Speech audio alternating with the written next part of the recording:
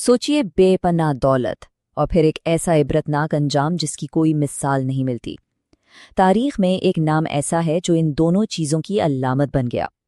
ये कहानी है कारून की, एक ऐसी दास्तान जो हमें मालो दौलत की हकीकत और तकब्बर के अंजाम का शायद सबसे बड़ा सबक सिखाती है।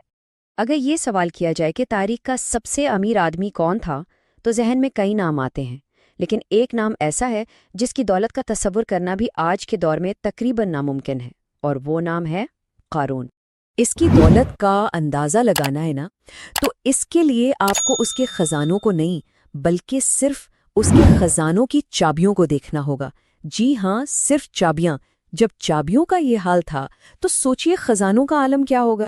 जरा तसव्वुर कीजिए, सिर्फ चाबियां इतनी ज्यादा और इतनी भारी थीं कि उन्हें उठाने के लिए 70, जी हाँ 70 ताकतवर मर्दों की एक पूरी जमात की जरूरत पड़ती थी। ये कोई मामूली दौलत नहीं थी, ये कुछ और ही था।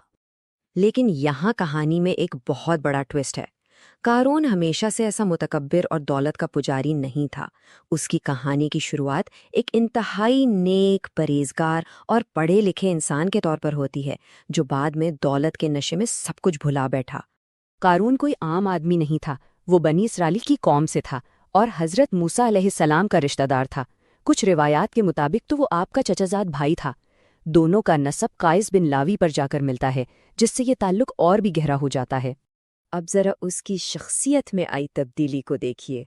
दौलत से पहले वो सिर्फ नेक और इबादत गुजार नहीं था, बल्कि तौरात का बहुत बड़ा आलम था और इतनी खूबसूरत तिलावत करता था कि उसे मुनव्वर यानी नूर वाला कहा जाता था। और फिर दौलत आई और वही शख्स मुतकब्बिर, नाफरमान और हज़रत मूसा के खिलाफ साजिशें करने वाला बन गया। क्या ज़बरदस्त तब्दीली थी। और यहीं से इसकी कहानी का वो बाब शुरू होता है जहां दुनियावी खजानों ने इसे रूहानी तौर पर कंगाल कर दिया। उसकी दौलत ने इसे अल्लाह का शुक्रगुजार बनाने के बजाय तकब्बुर और गुरूर की ऐसी गहराइयों में धकेल दिया जहां से वापसी मुमकिन नहीं थी। अच्छा, तो सवाल ये है कि वो इतना अमीर बना कैसे? इस बारे में कई बातें कही जाती हैं।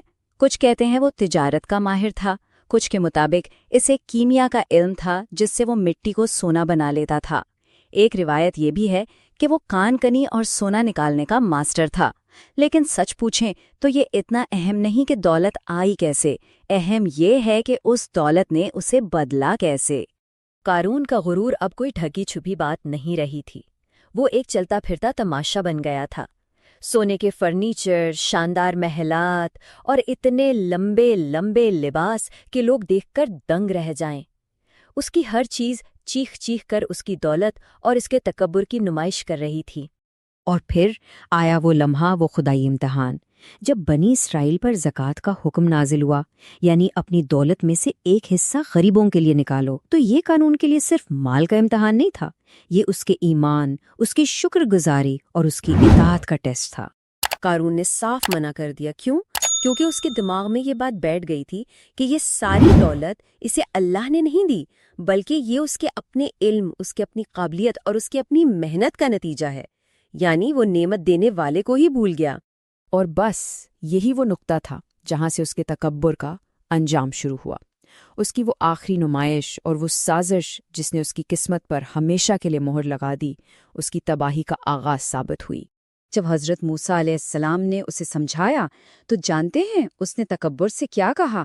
उसने कहा, ये सब कुछ तो मुझे उस इल्म की बिना पर दिया गया है जो मेरे पास है। ये थे उसके अल्फाज, उसके गुरूर की इंतहा और उसके जवाल की इब्तदा। बात सिर्फ इनकार तक नहीं रुकी, तकब्बुर अब खुली बगावत बन चुका था। इसने हज़रत मूसा अलैहिस्सलाम को बदनाम करने के लिए घनावनी साजिश की। इसने एक औरत को हज़ारों दीनार देकर तैयार किया कि वो लोगों के सामने आप पर एक झूठा और संगीन इल्ज़ाम लगा दे। जब ये साजिश भी नाकाम हुई और सच सबके सामने आ गया, तब हज़रत मूसा अलैहिस्सलाम ने अल्लाह से दुआ की, और वो कोई आम दुआ नहीं थी। उन्होंने फरमाया, ए अल्लाह, ज़मीन को हुक्म दे कि वो मेरी बात माने। और फिर अल्लाह के हुक्म से ज़मीन ने अपना फैसला सुना दिया। वो चीखता रहा, चिल्लाता रहा, माफिया मांगता रहा, मगर ज़मीन उसे आहिस्ता आहिस्ता निगलती चली गई। पहले वो पैरों तक धंसा, फिर घुटनों तक, फिर कंधों तक, اور آخرکار وہ اپنے محل اور تمام خزانوں سمیت زمین میں پورا کا پورا سما گیا۔ قرآن مجید اسی منظر کو سورۃ القصص میں بیان کرتا ہے، تو ہم نے اسے اور اس کے گھر کو زمین میں دھسا دیا، تو اللہ کے سوا کوئی جماعت نہ تھی جو اس کی مدد کرتی اور نہ وہ خود اپنی مدد کر سکا تھا۔ یہ اس کے انجام کا حتمی اعلان تھا۔